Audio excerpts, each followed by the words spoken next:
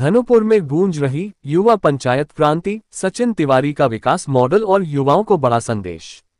प्रयागराज हंडिया तहसील अंतर्गत धनुपुर क्षेत्र से एक नई पहल की शुरुआत हुई है, जिसका नाम है युवा पंचायत क्रांति।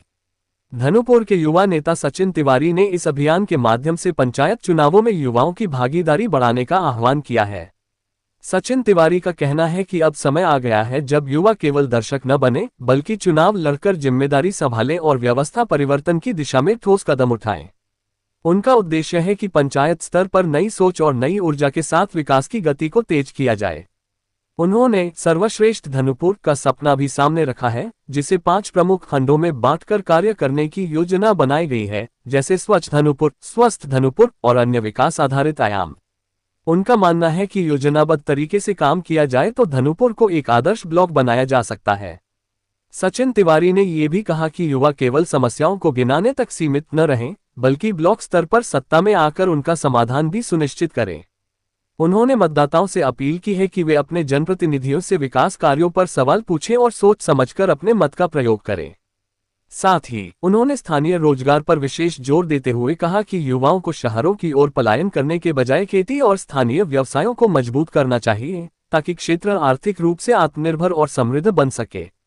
अब देखना होगा कि युवा पंचायत क्रांति का यह अभियान आने वाले पंचायत चुनावों में कितना असर दिखाता है। युवा पंचायत क्रांति पे आप क्या कहना चाहेंगे? युवा पंचायत क्रांति युवाओं का एक संगठित प्रयास है, जो कि आगामी पंचायत चुनावों पर आधारित है।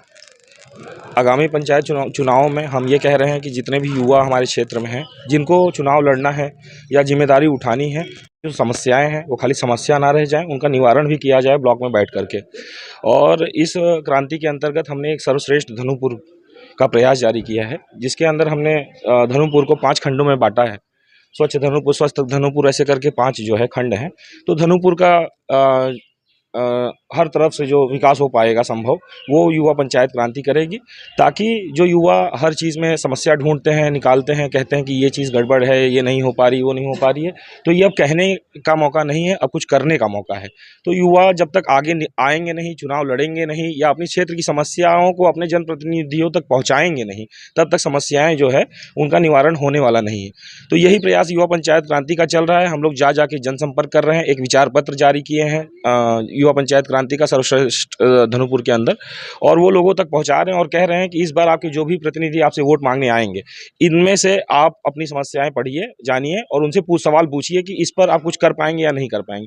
जो प्रतिनिधि हाँ कहता है कि हाँ मैं कर पाऊंगा, उसको आप अपना मत दीजिए सोच समझकर कि वो करेगा कि नहीं करेगा, और जो उससे दूर भागेंगे वो जान लीजिए कि ये कुछ नहीं करेगा, तो उनसे जो है आप दूर रखिए, ताकि अच्छे नेता, अच्छा नेतृत्व चुनकर ब्लॉक में बैठे, तब जा करके जो है ये सर्वश्रेष्ठ धनुपुर का सपना जो है वो साकार होगा। क्योंकि सर्वश्रेष्ठ धनुपुर बनाना किसी एक के बस की बात नहीं।